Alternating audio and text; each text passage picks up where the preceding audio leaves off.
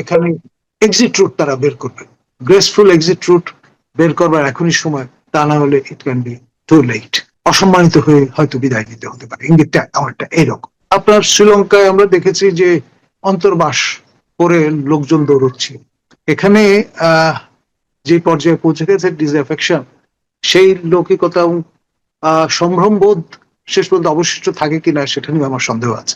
যদি আপনি মনে করেন যে শেখ হাসিনার নেতৃত্বে প্রবাসী সরকার হচ্ছে, এটা যেমন একটা প্রপোজিশন, ঠিক তেমনি ভাবে প্রফেসর ইউনূস রাষ্ট্রপতি হচ্ছেন, এটাও একটা প্রপোজিশন। তো ফলে আসলে অসম্ভব বলে তো পৃথিবীতে কিছু নেই।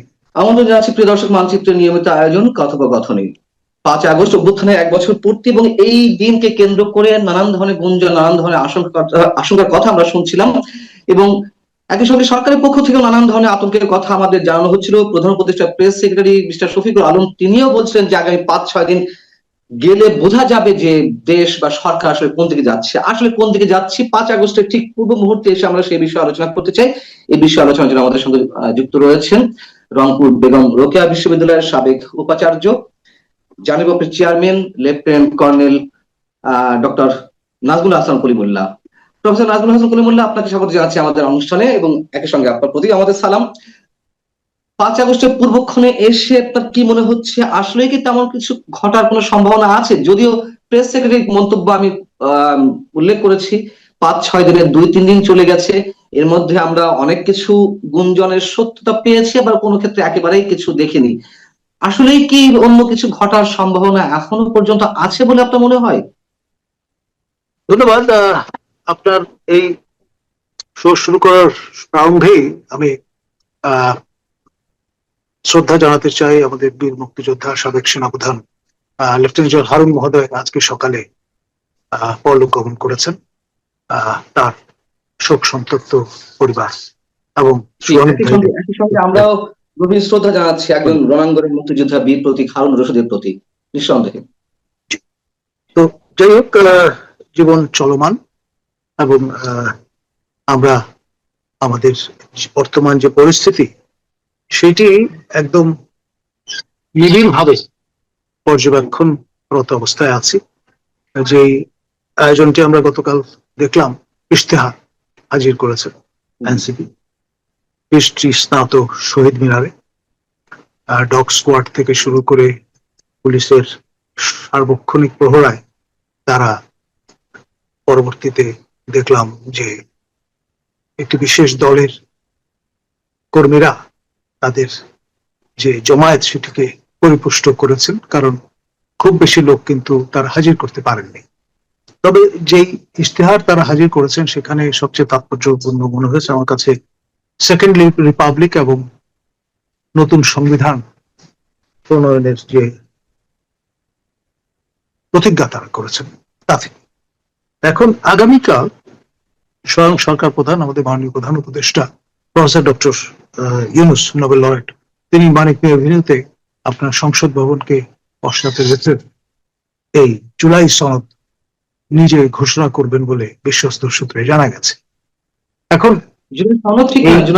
ঘোষণাপত্র ঠিক আছে, যাই হোক, মানে নোমেনক্লেচার নিয়ে নানান রকমের ধোঁয়াশা আছে, তো সেজন্য ওই কোন একটি প্রত্যয় ব্যাখ্যা ব্যবহার করলাম আমরা।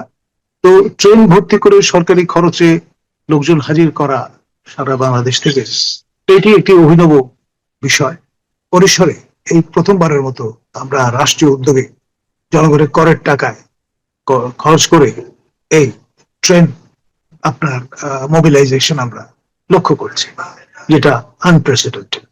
এখন প্রফেসর ইউনূসের এই জামানায় হুকুমতে আমরা অনেক আনপ্রেসিডেন্টেড ঘটনা দেখছি, এবং কালকে সেই ঘোষণার মধ্য দিয়ে যদি পুরো ফুল নইচে পাল্টে যাওয়ার পরিস্থিতি তৈরি হয় রাষ্ট্রের, সরকারের, তাহলে আপনার খুব সিরিয়াসলি বিষয়টাকে অনুধাবনের চেষ্টা করতে হবে। যে বিষয়টা তাৎপর্য বহন করে যে একটা কৌশল, রণনীতি এবং রণকৌশল এই সরকারের দুটি, আপনি যদি খেয়াল করে থাকেন, একটি হচ্ছে মব আপনার ভায়োলেন্স, আরেকটি হচ্ছে ট্যাগিং কালচার। এই দুটি যেখানে যেটা প্রযোজ্য সেখানে আমরা ব্যবহৃত হতে দেখেছি। এখন মাইক্রো পার্সপেক্টিভে, মাইক্রো স্কেলে মব আপনার ভায়োলেন্সটা খুবই কার্যকর হাতিয়ার হিসেবে তারা ব্যবহার করেছেন। আর ম্যাক্রো পার্সপেক্টিভে এই ট্যাগিং কালচার, বিশেষ করে প্রশাসনে যারা আছেন তাদেরকে ভয় দেখানোর জন্য, কাবু করার জন্য, তারপরে ব্ল্যাকমেইল করবার জন্য এটি ব্যবহৃত হয়েছে। এবং এই একই কায়দায় এবার আপনার এনসিপি যদি এ ধরনের কৌশলের আশ্রয় নিয়ে বসে তাদের মেন্টরের ইঙ্গিতে যে তারা স্বাক্ষর করবে না যতক্ষণ পর্যন্ত না ওই ক্লজগুলো প্রযুক্ত হচ্ছে, তখনই কিন্তু আপনার নতুন একটা বল গেম শুরু হবে। সেটাও সম্ভাবনা উড়িয়ে দেওয়া যায় না। মানে মোট কথা অনেক ইফ এন্ড বাট এবং একটা মাইন্ডফিল্ড সামনে সৃজিত হতে চলেছে। আমার একটা প্রশ্ন যে যেই ঘোষণাপত্র মঙ্গলবার 5 আগস্ট জাতীয় পর্যায়ে বা সরকারের পক্ষ থেকে প্রধান উপদেষ্টা উপস্থাপন করতে যাচ্ছেন, সেখানে আমি যতদূর জানি সেকেন্ড রিপাবলিকের কথা উল্লেখ নেই। তবে এনসিপি পক্ষ থেকে রোববার তাদের সমাবেশে সেকেন্ড রিপাবলিকের কথা বলা হয়েছে, দাবি জানানো হয়েছে এবং তারা সংবিধান দুমড়ে মুচড়ে ফেলার কথা উল্লেখ করেছে। যদিও এটি রাষ্ট্রদ্রোহিতা, আমরা এক্সিস্টিং সংবিধানের বিরুদ্ধে এইভাবে কথা বলছি, এখনো কোনো বিপ্লবী সরকার গঠন হয়নি বা হওয়ার কোনো প্রশ্নই ওঠে না, সেখানে তারা মুহুর্মুহু সংবিধানের বিরুদ্ধে এভাবে কথা বলছে। যাও, এখন আপনার কি মনে হয় যে 5 আগস্ট যে ঘোষণাপত্র উপস্থাপন করা হতে যাচ্ছে ছাত্রদের এই দাবির মুখে সেখানে সেকেন্ড রিপাবলিক সংক্রান্ত কোনো বিষয় সংযুক্ত করা হতে পারে? আমি অবাক হব না, কারণ হচ্ছে কি আমাদের মাননীয় পরিবেশ উপদেষ্টা কিছুদিন আগে মুখ ফসকে বলে দিয়েছেন যে এনসিপি হচ্ছে সরকারি দল। এখন শাসক দল সরকারি দল, তার স্ট্যাটাস কিন্তু থাকে সবসময় অগ্রগণ্য ভালোই। এবং এই যে দলটি সেটি বেসিক্যালি প্রফেসর ইউনূসের দীর্ঘদিনের লালিত স্বপ্নের বাস্তবায়ন, কন্ডুইট। তো ন্যাচারালি ব্যাটে বলে যদি তারা খেলে দেন সবাইকে ধোঁয়াশায় ফেলে, তাহলে অবাক হওয়ার কিছু থাকবে না। বুঝতে হবে যে দীর্ঘ পরিকল্পনার হোমওয়ার্ক করে মেটিকুলাস ডিজাইনের ভিত্তিতে এই সরকার ক্ষমতায় এসছে। সুতরাং আপনার এখানে কোনো কিছুকে সরল ভাবে দেখবার সুযোগ নেই। আর যদি সেকেন্ড রিপাবলিকের বিষয়টি অন্তর্ভুক্ত করা হয় এনসিপির দাবি অনুযায়ী, যেহেতু আমরা জানি অনেক কিছু গোপনে ঘটছে, ঘোষণাপত্র মাত্র 3টি দলের কাছে খসড়াটা দেওয়া হয়েছে, এনসিপি, জামাত ইসলাম, বিএনপি, মানে অনেক কিছু অনেককে বাদ দিয়ে গোপনে অনেক কিছু করার চেষ্টা। সেই জায়গায় হয়তো বিএনপি কে বাদ দিয়ে আবার সেকেন্ড রিপাবলিক অন্তর্ভুক্ত করা হতেও পারে, আমরা জানি না। যদি হয় আপনি বলছেন অবাক হবেন, আপনি অবাক হবেন না বা আমরা অনেকেই অবাক হব না। অবাক না হলাম, কিন্তু যদি এটি হয়ে থাকে, করে থাকে বা সম্ভাবনা থেকে থাকে, সেক্ষেত্রে কি ধরনের হসপস সৃষ্টি হতে পারে, কি ধরনের আশঙ্কা আপনি করছেন, যেহেতু বিএনপি এর বিপক্ষে? দেখুন, এখানে কতগুলো মাত্রা আছে। ধরুন আপনি যতই বক্সের বাইরে যাওয়ার চেষ্টা করবেন, এবং মজা হচ্ছে এটা কিন্তু মৌলিক চিন্তা না, ধার করা বুলি বচন, ফ্রেঞ্চ ঘরানা থেকে নেয়া, এবং সেখানে বসে আছেন আপনার আরেকজন কুশীলব শ্রীমান পিনাকি ভট্টাচার্য। তার অঙ্গুলি হেলনে এ ধরনের কাজকর্মগুলো চলছে। অনেকে মনে করেন যে তার সঙ্গে একটা ভালো কোঅর্ডিনেশন আছে প্রফেসর ইউনূসের, আবার যারা এই তরুণ তুর্কি তাদের, এবং তাদের আবার আটলান্টিকের ওই পারে বিশ্বস্ত মুরিদও আছে। তো সব মিলিয়ে পরিস্থিতি, পরিবেশটা অনেকটা ওই পাস দিয়ে ফুটবল খেলার। লক্ষ্য এক, গোল পোস্টে বা বার পোস্টে গোলটা করতে হবে। সেই লক্ষ্যে তারা প্রায় তার প্রান্তে পৌঁছে গেছেন তাদের লক্ষ্যের। এখন এরকম একটি সময়ে যদি বিষয়গুলো আপনার খোলাসা হয়ে যায়, তাহলে বিরুদ্ধ পক্ষ, বেলিজারেন্ট পক্ষ যারা ক্ষমতা হারিয়েছে তারা তো বসে থাকবেন না। আপনার ইতিমধ্যে যে কথাটা চাউর হয়েছে যে ভারতের রাজধানী দিল্লিতে বসে সাবেক প্রধানমন্ত্রী তিনি প্রবাসী সরকার গঠনের একটা উদ্যোগ নিতে যাচ্ছেন, এটি কিন্তু আমার কথা না। এটা প্রথম আমরা উল্লেখ পাই অস্ট্রেলিয়া নিবাসী ফজলুল বারী, যিনি জনকণ্ঠে এক সময় সিনিয়র সাংবাদিক হিসেবে কাজ করেছেন, তার শোতে। এবং এটুকু শুনেছি আমি গৌতম লাহিড়ী, ভারতের সিনিয়র সাংবাদিক, তিনি হয়তো এই বিষয়ে বিস্তৃত আলোচনা করার একটা সূত্রপাত করতে যাচ্ছেন, এরকম শোনা গেছে। ফলে যতই এই বিষয়গুলো পরিষ্কার হবে, ততই বেলিজারেন্ট পার্টি তারা তাদের মতো করে তাদের অবস্থান পরিষ্কার করবে। এবং যেটি আমাদের মাহফুজ আলম মহোদয়, আমাদের মাননীয় তথ্য উপদেষ্টা, তিনি বেশ কিছুদিন আগে তার ভেরিফাইড ফেসবুক পেজে জানান দিয়েছিলেন যে তিনি আশঙ্কা করছেন সামনে গৃহযুদ্ধ পরিস্থিতি তৈরি হতে পারে।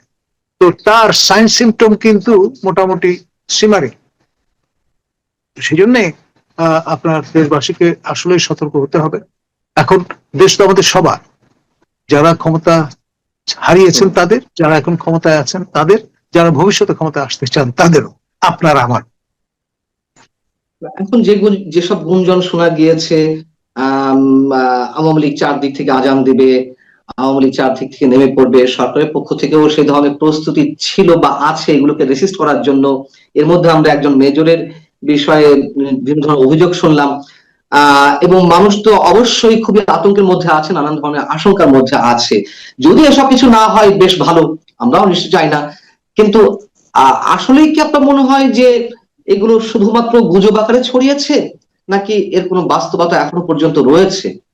দেখুন, মেজর সাদেক তিনি এক্সিস্ট করেন, তিনি তো আর বায়বীয় অস্তিত্ব না। তিনি অ্যাটাচমেন্টে আছেন আমার জানা মতে লগ এরিয়াতে, ঢাকা সেনানিবাস, এবং তিনি সিএমএইচে ভর্তি ছিলেন। আপনার এই যে 198 দিনের কথা বলা হয়, তিনি রামুতে অবস্থিত আমাদের যে 10ম ডিভিশন, সেখানে ইস্ট বেঙ্গল রেজিমেন্টে কর্মরত ছিলেন।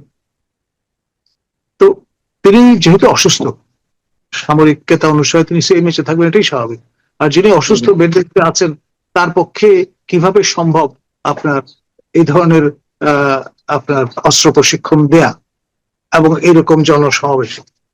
যেই আশঙ্কার কথা চারদিক থেকে বা বিশেষ করে সরকারি মহল থেকে শোনানো হচ্ছিল, এটির বাস্তবতা এখনো পর্যন্ত কতখানি আছে, বা আওয়ামী লীগ সুসংগঠিত হয়ে বিশেষ কিছু করার যে ধরনের নানান ইঙ্গিত আমরা পাচ্ছিলাম, বা এই যে মেজর সাদেকের বিষয়, এরকম কি আসলে কিছু করার সম্ভাবনা আছে এখনো পর্যন্ত?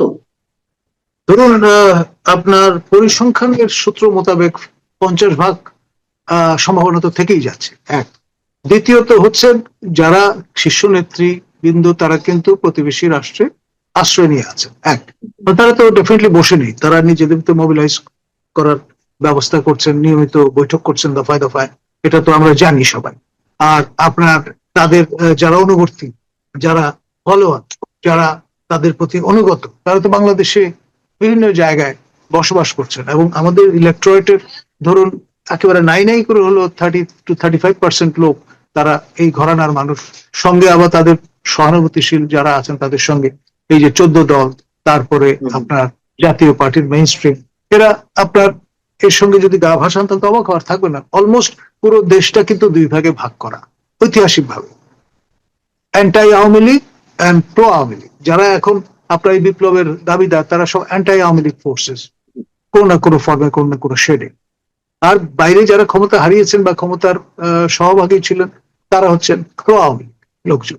তো ফলে এরকম একটি অবস্থায় আপনার ক্ষেত্রটা তো একদম প্রস্তুত হয়ে আছে। আপনার আর 14, 18, 24-এর নির্বাচন যারা বিরোধিতা করেছেন, অংশগ্রহণ করেননি কিংবা প্রতিহত করবার চেষ্টা করছেন, তাদের উল্টো পক্ষ যারা এখন ক্ষমতা হারিয়েছেন, তারা তো দেয়ালে পিঠ থেকে গেছে। তারা তো যে কোনো পন্থায় রিগ্রুপ হওয়ার চেষ্টা করবেন, এটাই স্বাভাবিক। আর সঙ্গে যেহেতু আমাদের প্রতিবেশী রাষ্ট্র তাদের আশ্রয় দিয়েছে, তার মানে এক ধরনের সহানুভূতি তাদের প্রতি আছে, এবং যদি না থাকতো তাহলে তো তাদেরকে বের করে দিত, ওখানে থাকার কোনো সুযোগই থাকতো। এরকম একটা গুঞ্জন ছড়াচ্ছে যে সেকেন্ড রিপাবলিক যদি ঘোষণা করা হয়, তার পরবর্তীতে ডক্টর ইউনূস হবেন রাষ্ট্রপতি, প্রধানমন্ত্রী হবেন তারেক রহমান, উপপ্রধানমন্ত্রী হবেন নাহিদ ইসলাম এনসিপির, এবং জাতীয় প্রধান উপদেষ্টা হবেন ডাক্তার শফিকুর রহমান জামাত ইসলামের আমির। এইগুলোর কোনো ভিত্তি আছে বলে মনে হয় আপনার কাছে? দেখুন, বিষয়টাকে সমভাবে ট্রিট করতে পারেন আপনি। যদি আপনি মনে করেন যে শেখ হাসিনার নেতৃত্বে প্রবাসী সরকার হচ্ছে, এটা যেমন একটা প্রপোজিশন, ঠিক তেমনি ভাবে প্রফেসর ইউনূস রাষ্ট্রপতি হচ্ছেন, এটাও একটা প্রপোজিশন। তো ফলে আসলে অসম্ভব বলে তো পৃথিবীতে কিছু নেই। নেপোলিয়ন বলেছিলেন, nothing is impossible in my dictionary. তো তার ডিকশনারিতে সেই আমলে ছিল না, এখন অনেকের ক্ষেত্রে সেটি একই রকম ভাবে সমভাবে প্রযোজ্য হতে পারে। আসলে সময়ই বলে দেবে শেষ পর্যন্ত কি দাঁড়াচ্ছে। শেষ আরেকটা বিষয়ে আপনার দৃষ্টি আকর্ষণ করব। টিআইবি ট্রান্সপারেন্সি ইন্টারন্যাশনাল বাংলাদেশ তারা আজকে একটি সংবাদ সম্মেলন করেছেন। তার যিনি নির্বাহী পরিচালক, আমাদের সবার পরিচিত মুখ ডক্টর ইফতেখারুজ্জামান সেখানে উপস্থিত ছিলেন এবং টিআইবির পক্ষ থেকে যে মন্তব্যটি করা হয়েছে সেটা হচ্ছে যে অন্তর্বর্তীকালীন সরকারের সংস্কারের আশায় ধাক্কা লাগতে পারে, রাজনৈতিক সংকট ঘনীভূত হতে পারে, অন্তর্বর্তী সরকার চ্যালেঞ্জের মুখে পড়েছে, বিচার, নির্বাচন, রাষ্ট্র সংস্কার সহ নানান ক্ষেত্রে উদ্যোগ নেওয়া হয়েছে, তা সত্ত্বেও অন্তর্বর্তী সরকার বিগত 1 বছরে বড় ধরনের চ্যালেঞ্জের মুখে পড়েছে। এবং এই যে চ্যালেঞ্জের কথা, এই যে ডক্টর মোহাম্মদ ইউনূস যে নানান ক্ষেত্রে ব্যর্থতা পরিচয় দিচ্ছেন, এগুলো জাতীয়ভাবে আন্তর্জাতিক ভাবে নানানভাবে আসছে। এপি আজকে একটি নিউজ করেছে, অ্যাসোসিয়েটেড প্রেস তারা করেছে, নানান গণমাধ্যমে ডক্টর মোহাম্মদ ইউনূসের সফলতা ব্যর্থতার কথা তুলে ধরা হচ্ছে। তার মধ্যে সফলতা তেমন কিছু নেই, শুধুই চারিদিকে ব্যর্থতা এবং হতাশার কথা উঠে আসছে। আপনার মন্তব্য, শেষ মন্তব্য জানতে চাই। আমাদের দেবপ্রিয় ভট্টাচার্য তিনি খোলামেলা আহ্বান জানিয়েছেন তার রুটিনকে যে কিভাবে আপনার এখানে এক্সিট রুট তারা বের করবেন, গ্রেসফুল এক্সিট রুট বের করবার এখনই সময়, তা না হলে it can be too late. অসম্মানিত হয়ে হয়তো বিদায় নিতে হতে পারে, ইঙ্গিতটা আমারটা এইরকম। আপনি কি সেটা মনে করেন? দেখুন, আপনার শ্রীলঙ্কায় আমরা দেখেছি যে অন্তর্বাস করে লোকজন দৌড়চ্ছে। এখানে যে পর্যায়ে পৌঁছে গেছে ডিসঅ্যাফেকশন, সেই লৌকিকতা এবং সম্ভ্রম বোধ শেষ পর্যন্ত অবশিষ্ট থাকে কিনা সেটা নিয়ে আমার সন্দেহ আছে। জি, অনেক ধন্যবাদ প্রফেসর নাজমুল হাসান কলিমুল্লাহ, আপনাকে আমাদের সঙ্গে যুক্ত থাকার জন্য, সময় দেওয়ার জন্য। দর্শক আপনাদেরকেও ধন্যবাদ এতক্ষণ যারা যুক্ত ছিলেন। ভালো থাকবেন, আল্লাহ হাফেজ।